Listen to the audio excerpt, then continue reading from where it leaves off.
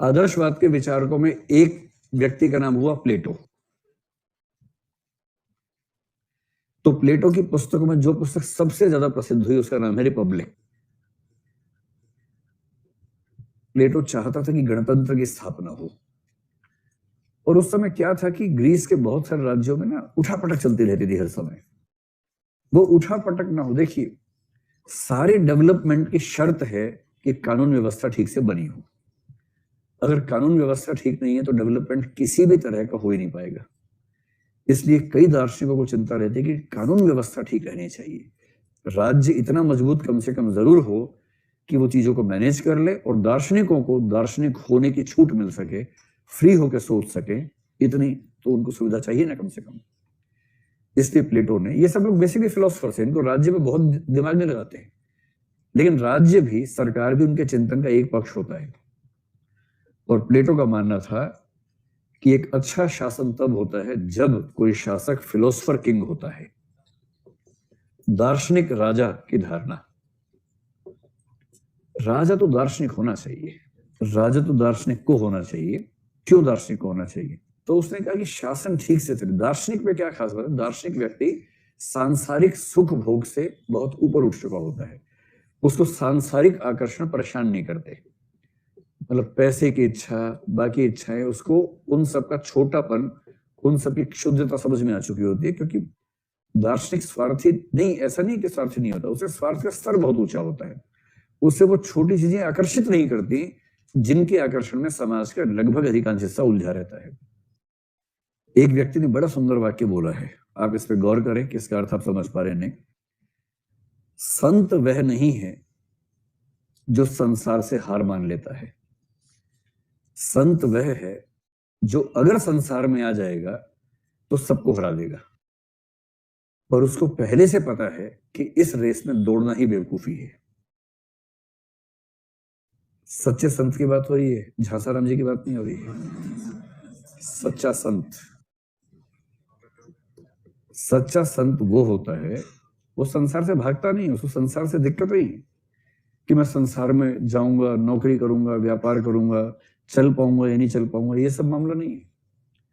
अगर वो पूरे मनोयोग से उतर गया तो किसी का भी बैंड बजा देगा, पर उससे पहले से पता है कि इसमें पंख में कीचड़ में उतरने का फायदा ही क्या है। एक कथन एक मोटिवेशनल थिंकर ने बड़ा अच्छा यूज किया है, the best thing about the rat race is that even if you win you are still a rat. कई लोग यूज करते हैं इसको। चूहों की दौड़ में सबसे रोचक बात यह है कि यदि आप इसमें जीत जाते हैं तो भी आप चूहे ही रह जाते हैं। चूहों की दौड़ जीत के आप क्या साबित करेंगे? मैं सबसे फास्ट चूहा हूं, आई एम द फास्टेस्ट चूहा। इसके अलावा क्या साबित कर लिया? रहे तो चूहे ही। और जिसने चूहों की दौड़ को देखा और खुद बाहर निकल गया कि चूहे दौड़ रहे हैं, मैं देख रहा हूं, कोई चूहा कहेगा तुम हार गए, तुम आए ही नहीं, खैर मैं क्यों आऊं?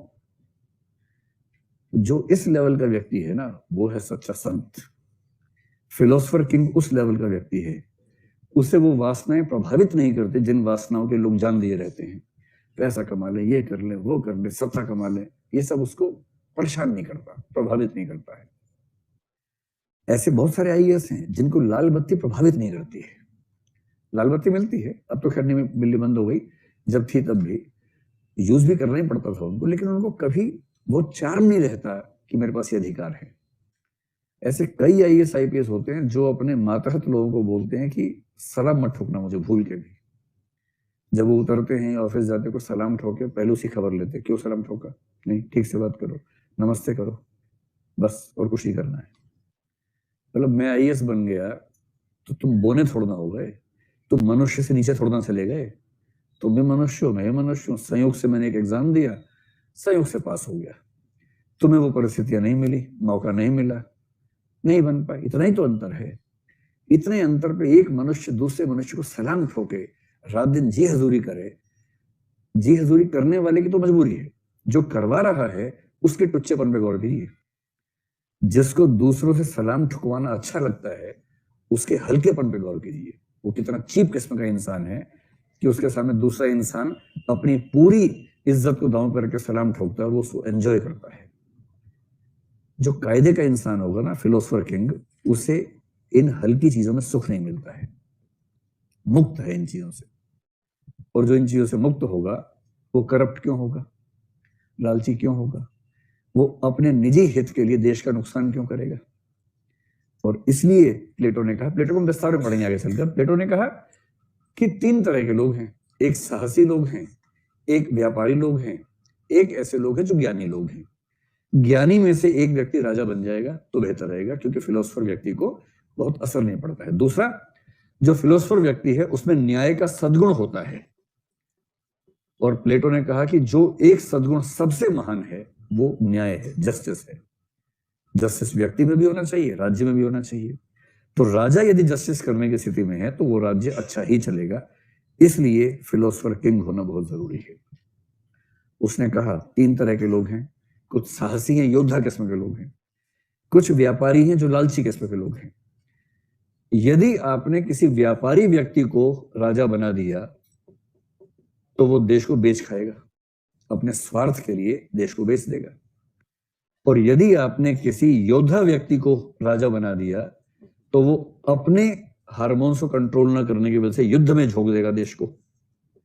तो एक बेच खाएगा, एक युद्ध में झोंक देगा।